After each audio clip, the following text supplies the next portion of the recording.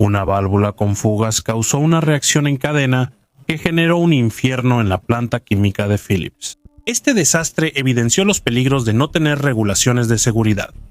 Es 23 de octubre de 1989. Trabajadores dan mantenimiento rutinario al reactor 6 en el complejo químico de Houston. No es complicado, pero requiere precaución. El reactor de alta presión contiene materiales altamente inflamables. No hay margen para errores. Paso a paso, los trabajadores siguen el procedimiento de mantenimiento. De repente, un silbido ensordecedor atraviesa el aire cuando el reactor libera violentamente todo su contenido en el patio de la fábrica, envolviendo todo en una nube de vapores combustibles. Los trabajadores saben que una chispa puede hacer explotar todo, así que corren. 2 minutos después, un centro sísmico en Houston registra un fuerte temblor sobre el complejo de Pasadena y una gran columna de humo negro se eleva en el aire. Desastre a gran escala causado por un solo error. El complejo químico estaba en la concurrida zona industrial del Buffalo Bayou. Era de la petrolera Philips y tenía varias plantas allí. Todas, incluida la planta 5 del accidente, eran instalaciones de alta tecnología con estrictos procedimientos y medidas de seguridad. Al menos eso es lo que decían los periódicos. Los informes decían que la empresa solía contratar subcontratistas y trabajadores menos capacitados que sus empleados. Estos trabajadores ganaban solo el 65% del salario de los empleados de Philips y no tenían seguro médico ni pensiones. Pero eso tuvo un costo. El día del desastre, un grupo de trabajadores fue asignado al mantenimiento del reactor 6. El reactor generaba polietileno de alta densidad, HDPE, material usado para botellas y envases plásticos. La estructura de 150 pies de altura se llamaba reactor de ciclo. En el reactor se calentaba una mezcla de productos químicos, etileno, isobutano, hidrógeno y esceno a 230 grados Fahrenheit. Estos materiales reaccionan entre sí a una presión de 600 psi y crean partículas de HDPE.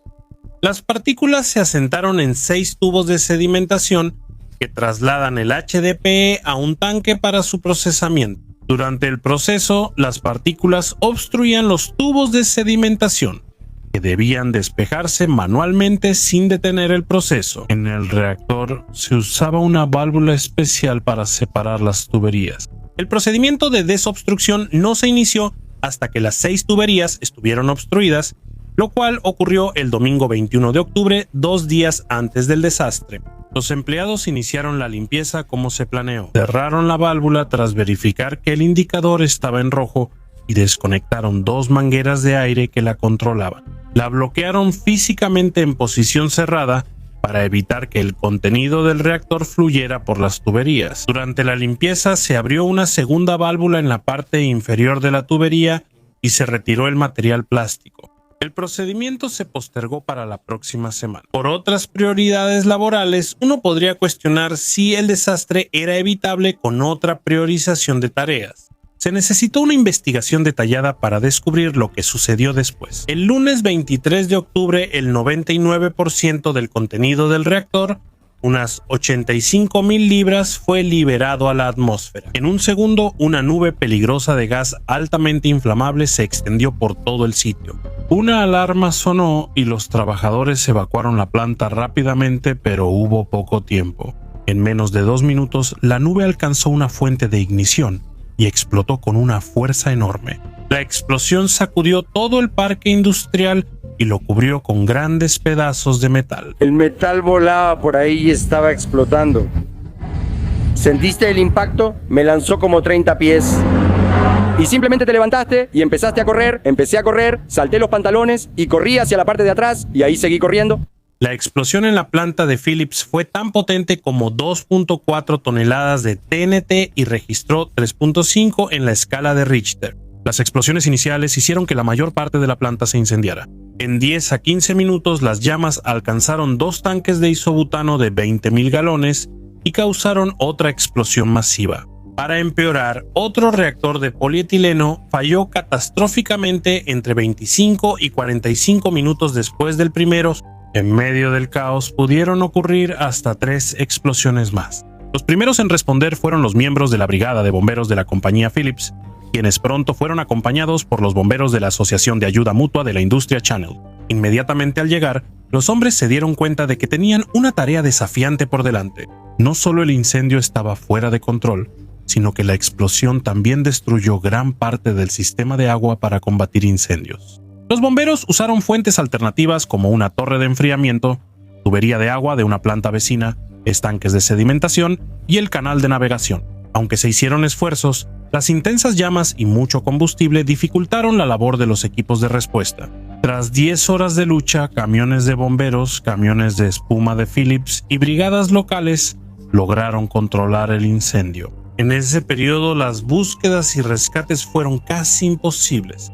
Al día siguiente, empleados de Phillips evaluaron si era seguro para los equipos de rescate entrar a la planta.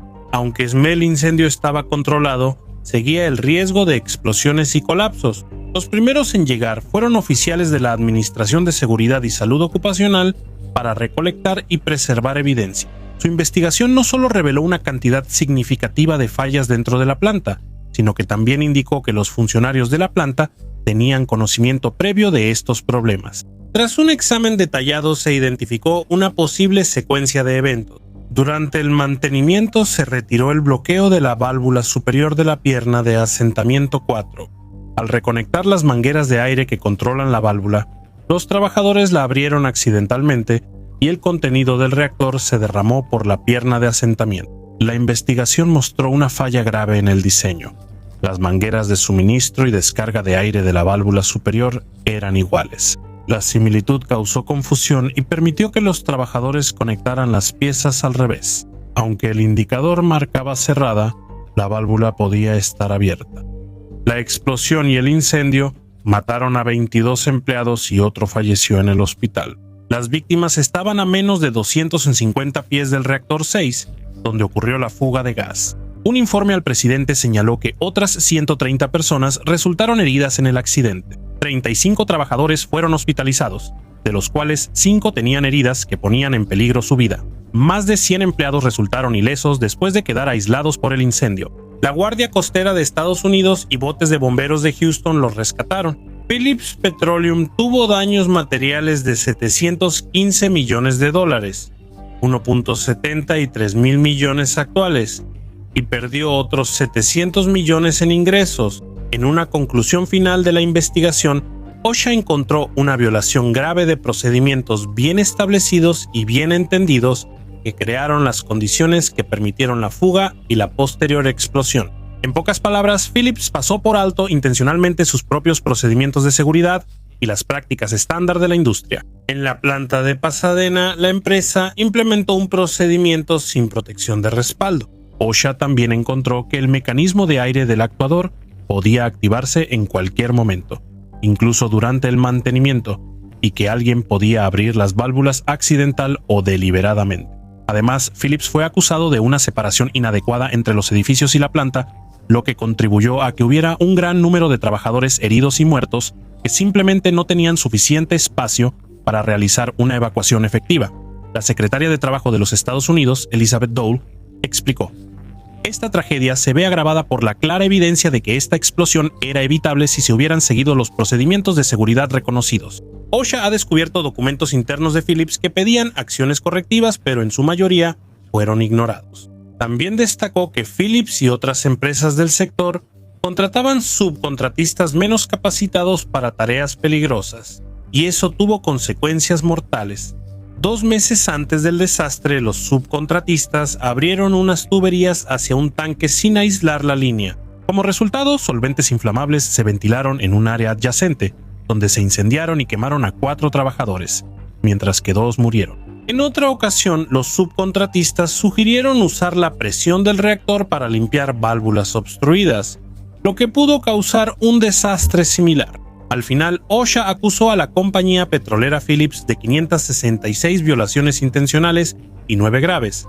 proponiendo una multa total de aproximadamente 5.7 millones de dólares. En respuesta al informe, la compañía petrolera Phillips aceptó pagar una multa de 4 millones de dólares y a aplicar los procedimientos de seguridad de procesos de OSHA en las instalaciones de la compañía a nivel nacional. Como parte del acuerdo, OSHA aceptó quitar la intencionalidad de las citaciones. Las normas de seguridad de OSHA se publicaron en el Código de Regulaciones Federales en 1992, casi 3 años después del desastre. Estas normas transformaron la seguridad, el diseño y las operaciones en la industria petroquímica. Así, el complejo químico Phillips Houston en Pasadena, como otras plantas similares del país, logró ser un lugar de trabajo más seguro. Sin embargo, en 1999, la planta fue escenario de otra explosión e incendio que cobró la vida de 2 contratistas que murieron quemados por plástico fundido a 500 grados Fahrenheit. Al año siguiente ocurrió otra explosión fatal. Tras todos los desastres sufridos por la empresa, la seguridad de los trabajadores parecía solo letra muerta. Mira este episodio a continuación. Si te pareció interesante este video, por favor dale like y deja un comentario si quieres apoyar al canal.